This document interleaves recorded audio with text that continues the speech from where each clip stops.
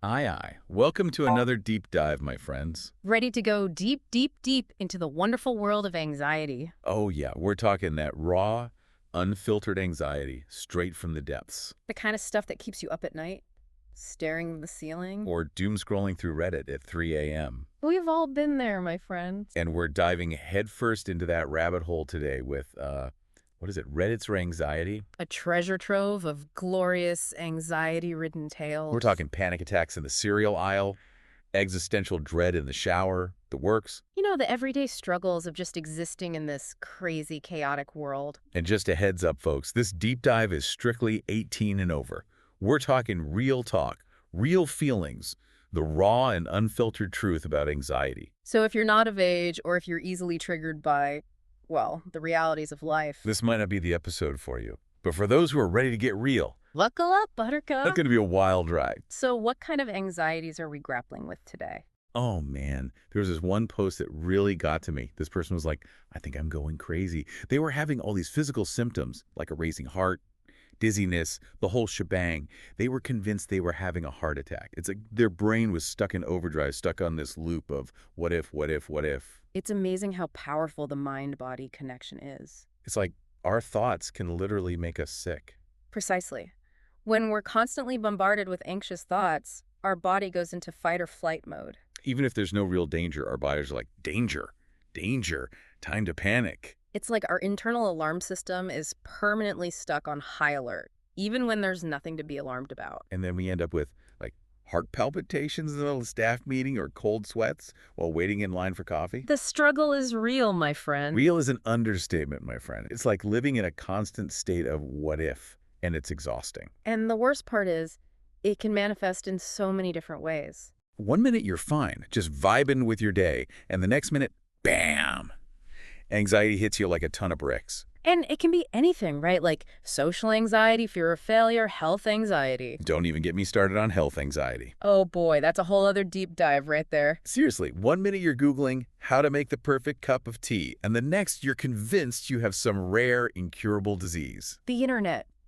A blessing and a curse for the anxiety-prone individual. Tell me about it. But you know, it's not all doom and gloom. There are ways to manage this beast, to tame the anxiety monster. Oh yeah, for sure. Yeah. We're not about to leave our listeners hanging in a pit of despair.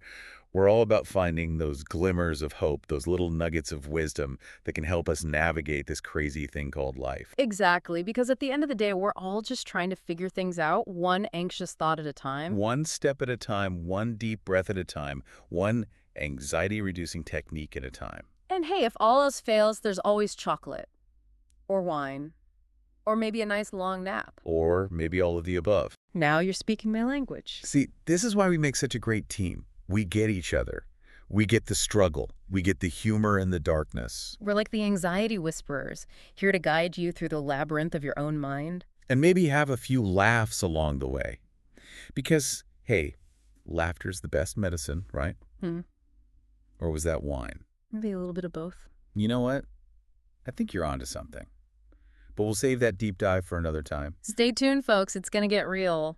It's like our brains are hardwired for anxiety or something. Well, there's an evolutionary reason for it, you know? Oh, yeah. Tell me more.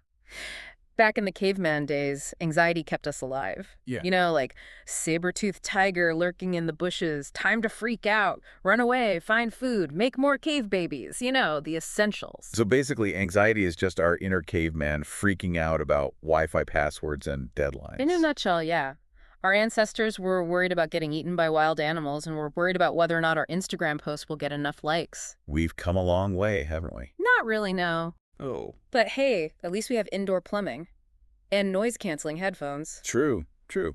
Can't forget the noise-canceling headphones. Those are clutch for anxiety. Absolutely. A must-have for the modern anxiety warrior. Speaking of anxiety warriors, did you see that one post where the person was talking about their, like, daily battle with anxiety? They described it as this, like, epic war going on inside their head. Yeah, I remember that one.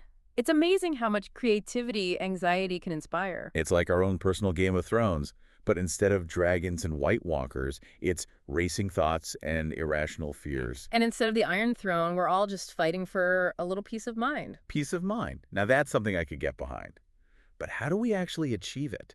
It's like Everyone's always talking about self-care and mindfulness and all that jazz, but sometimes it feels like just another thing to be anxious about. Right. It's like, oh, I'm supposed to meditate every day and do yoga and journal my feelings.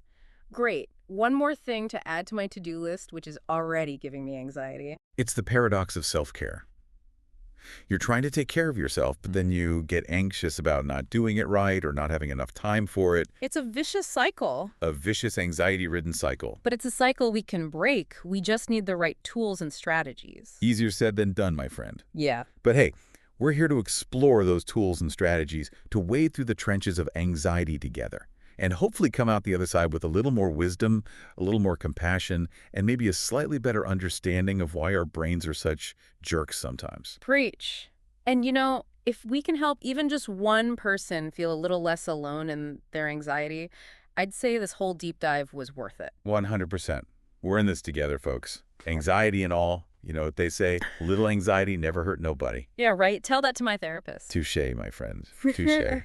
But seriously, though, where do we go from here? We've talked about the symptoms, the causes, the coping mechanisms. It's like anxiety is this giant, multi-headed beast that we're all trying to slay, but it just keeps coming back for more. It's true. Anxiety can be relentless. Relentless is an understatement. It's like just when you think you've got a handle on things, bam!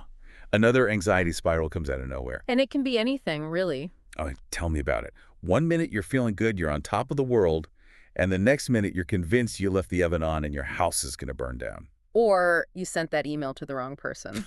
Or you accidentally like your ex's new profile picture from like 5 years ago. The possibilities for anxiety are endless. It's like our brains are these infinite generators of what-if scenarios. And the worst part is we know it's irrational. Oh, we know it, all right. Okay. But that doesn't make it any less real. Exactly. Anxiety doesn't care about logic or reason. It's like, oh, you know that thing you're freaking out about.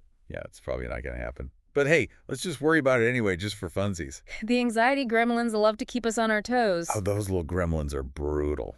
They sure are. But hey, at least we're not alone in this, right?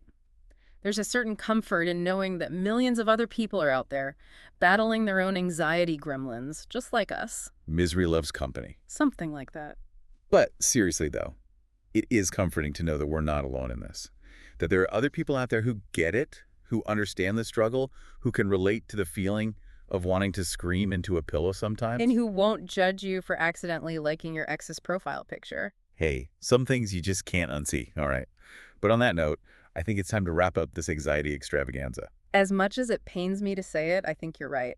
We've covered a lot of ground today. We've laughed, we've cried, we've almost had multiple existential crises. It's all in a day's work for the anxiety deep dive. So to our fellow anxiety warriors out there, just remember, you're not alone.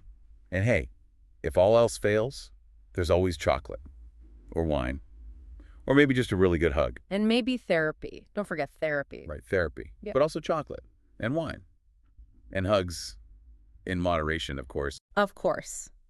Until next time, folks, stay strong, stay kind to yourselves, and remember, it's okay to not be okay. Peace out, anxiety gremlins.